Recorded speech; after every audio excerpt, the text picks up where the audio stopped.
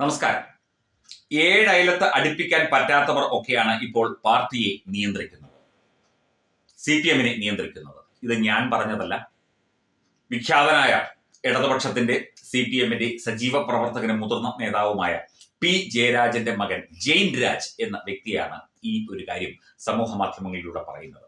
ഓർമ്മ വെച്ച നാൾ മുതൽ അച്ഛൻ്റെതായാലും സഹപ്രവർത്തകരുടേതായാലും അച്ഛന്റെ സുഹൃത്തുക്കളുടേതായാലും ഒക്കെ തന്നെ CPM രാഷ്ട്രീയവും ഒരുപാട് കണ്ടു വളർന്ന വ്യക്തിയാണ് ജെയിൻ രാജ്. അദ്ദേഹം ഒരു യുവാവാണ്. അദ്ദേഹത്തിന്റെ അഭിപ്രായം പറഞ്ഞു എന്നേ ഉള്ളൂ. പക്ഷേ ഇങ്ങനെ തുറന്നു പറയാൻ മറ്റ് സഖാക്കൾക്ക് കഴിയുന്നില്ല എന്നതാണ് മറ്റൊരു യാഥാർത്ഥ്യം. പാലക്കാട് PK ശശിയെ അന്ന് നടപടിയെടുത്ത് പുറത്താക്കിയിരുന്നെങ്കിൽ ഇന്ന് ഇതൊന്നും കാണേണ്ടി വരില്ലായിരുന്നു. ശശി ആളൊരു ഭ്രണ്ടനാണ്. ശശിയെ പറ്റി പറയുന്നത് പാലക്കാട് ജില്ലാ കമ്മിറ്റി ഓഫീസ് മണിയറയാക്കി, അല്ലെങ്കിൽ അത് ഒരു വ്യഭിചാര കേന്ദ്രമാക്കി എന്നൊക്കെയാണ് ചില DYFI നേതാക്കൾ പറയുന്നത്. പക്ഷേ ഇതൊക്കെ നിങ്ങൾക്ക് നേരത്തെ അറിയാമായിരുന്നിട്ടും PK ശശിയെ പിടിച്ച് KTDC ചെയർമാൻ ആക്കുകയാണ് ചെയ്തത്. പാർട്ടിയിൽ നിന്ന് പുറത്താക്കില്ല. ശ്രീമതി ടീച്ചറും ബാലൻ സഖാവും കൂടി യന്ത്രത്തിന് തീവ്രത കുറഞ്ഞ പീഡനമായിരുന്നു എന്ന് വരുത്തി തീർത്തത് നമ്മളൊക്കെ കണ്ടതാണ്. ഇതൊന്നും കാണേണ്ടി വരില്ലായിരുന്നു എന്നും അദ്ദേഹം പറയുന്നു. ഇല്ലാത്തവരെ അടിത്തറ തൊട്ട് തലപ്പത്ത് വരെ കയറ്റി വെക്കുന്ന പ്രവണത നിർത്തിയില്ലെങ്കിൽ ഇനിയും പലതും അനുഭവിക്കേണ്ടി വരും. പല ബ്രാഞ്ചുകളിൽ പോലും ഒരിക്കലും മെമ്പർഷിപ്പിൽ വരാൻ അർഹതയില്ലാത്തവരെ കാണാം.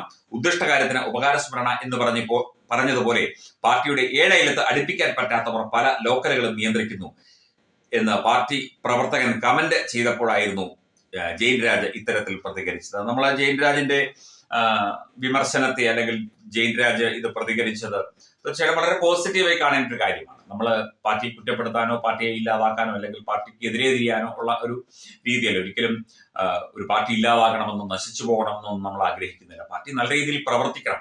കമ്മ്യൂണിസ്റ്റ് ആശയങ്ങൾ നല്ല രീതിയിൽ ജനങ്ങൾക്കിടയിൽ അവതരിപ്പിക്കാനും പ്രവർത്തിപ്പിക്കാനും പഠിക്കണം.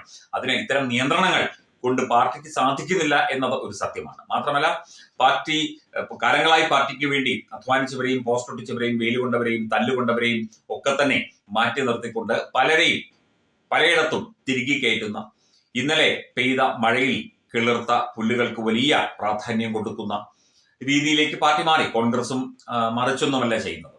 ഇതൊന്നുമല്ല പാർട്ടിയുടെ നയം. അതുപോലെ തങ്ങൾക്ക് വേണ്ടാത്തവരെ വെട്ടിനിരത്തുകയും ഒതുക്കുകയും ഇല്ലാതാക്കുകയും ചെയ്യുന്ന രീതിയിലേക്ക് കാര്യങ്ങൾ പോയിട്ട് കാലങ്ങൾ കുറയായി.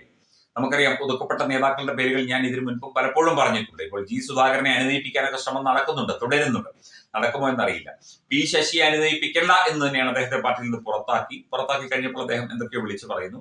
അദ്ദേഹം ഒരു മാടമ്പിയാണ്, തമ്പുരാനാണ്, അദ്ദേഹം സ്ത്രീ വിഷയത്തിലൊക്കെ നല്ല താല്പര്യമുള്ള വ്യക്തിയാണ് എന്നൊക്കെ പറഞ്ഞ് പോസ്റ്റുകളൊക്കെ വരുന്നുണ്ട്. എന്തൊക്കെയായാലും ഈ പാർട്ടിയിൽ സംഭവിക്കുന്നത്, CPM എന്ന പാർട്ടിയിൽ സംഭവിക്കുന്നത് ഒരിക്കലും ജനാധിപത്യപരമല്ല, ഒരിക്കലും ജനകീയമല്ല, ഒരിക്കലും ഒരു പൊതുപ്രവർത്തനം നടത്തുന്ന ഒരു പാർട്ടി, കമ്മ്യൂണിസ്റ്റ് ആശയങ്ങൾ പേറുന്ന ഒരു പാർട്ടി ചെയ്യേണ്ട രീതിയല്ല. ഇവിടെ ഏകാധിപത്യം, സ്വേച്ഛാധിപത്യം, ഇവിടെ അനാവശ്യമായി ഉള്ള പ്രവർത്തനങ്ങളാണ് ഈ പാർട്ടിയിൽ നടക്കുന്നത് എന്ന കാര്യം കൂടി. പാർട്ടിയുടെ ഏഴയിലക്കത്ത് അടുപ്പിക്കാൻ കൊള്ളാത്തവർ ഇപ്പോൾ നിയന്ത്രിക്കുന്നു പാർട്ടിയെ ഹൈജാക്ക് ചെയ്തിരിക്കുന്നു. ഇതാണ് ജെയിൻ രാജ് പറയുന്നത്. പി ജയരാജനുമായിട്ട് പണ്ടേ പാർട്ടിക്ക് ചില പ്രശ്നങ്ങളും പ്രതിസന്ധികളും ഉണ്ട്, നമുക്കറിയാവുന്ന കാര്യമാണ്. അദ്ദേഹത്തെ ഒതുക്കാൻ പലകൂടി ശ്രമിച്ചതാണ്. പിന്നീട് ഖാദി ബോർഡ് ചെയർമാനാക്കി സൈഡിൽ മാറ്റി നിർത്തിയിരിക്കുകയായിരുന്നു. എന്തൊക്കെയായാലും ഈ ഒരു വിഷയവും കണ്ണൂർ ജില്ലയിലെ പാർട്ടിയിൽ ജെയിൻ രാജിന്റെ പ്രതികരണവും ഒക്കെ കണ്ണൂർ ജില്ലയിലെ CPM വലിയ ചർച്ചയായിക്കൊണ്ടിരിക്കുകയാണ്. ഇത് സംബന്ധിച്ചുള്ള നടപടികളോ തീരുമാനങ്ങളോ അല്ലെങ്കിൽ അഭിപ്രായങ്ങളോ ഒക്കെ ഗോവിന്ദ മാസ്റ്ററോ എല്ലാം പറയുമായിരിക്കും. എന്തായാലും പാർട്ടിയുടെ ആ ഒരു അവസ്ഥ എന്ന് പറയുന്നത് അതിദയനീയമാണ്, അതിഭീകരമാണ്, ഗുരുതരമാണ് എന്നത് തന്നെയാണ് വ്യക്തമാക്കിക്കൊണ്ടിരിക്കുന്നത്. നിങ്ങൾ എന്തിനാണ് ഈ പാർട്ടിയെ കുറിച്ച് ഇങ്ങനെ പറയുന്നത് എന്നും പാർട്ടിയെക്കുറിച്ച് CPM-നെതിരെ അല്ലെങ്കിൽ CPM-നുള്ളിലെ പ്രശ്നങ്ങളോ പ്രതിസന്ധികളോ CPM-മായി ബന്ധപ്പെട്ട എന്തെങ്കിലും ഒരു പ്രശ്നമോ ഒന്നുമില്ലാത്ത ഒരു ദിവസം പോലും കടന്നു പോകുന്നില്ല. എല്ലാ തരത്തിലും വലിയ തോതിലുള്ള തിരിച്ചടി ഈ പാർട്ടി നേരിടുകയാണ് എന്നത് ഒരു സത്യമാണ്. അത് പറയുന്നത് പാർട്ടിയെ ഇകഴ്ത്താനുമല്ല, പാർട്ടിയെ താറടിച്ച് കാണിക്കാനുമല്ല, ചൂണ്ടിക്കാട്ടുകയാണ്. മാധ്യമ പ്രവർത്തനം എന്നുള്ള ആ ഒരു ജോലി ചെയ്യുന്നതുകൊണ്ട് തീർച്ചയായിട്ടും അത് ചൂണ്ടിക്കാട്ടേണ്ട ജനകീയമായ സാമൂഹ്യമായ ഉത്തരവാദിത്വം ഞങ്ങൾക്കുള്ളതുകൊണ്ട് അത് തീർച്ചയായിട്ടും ചൂണ്ടിക്കാണിക്കുക തന്നെ ചെയ്യും.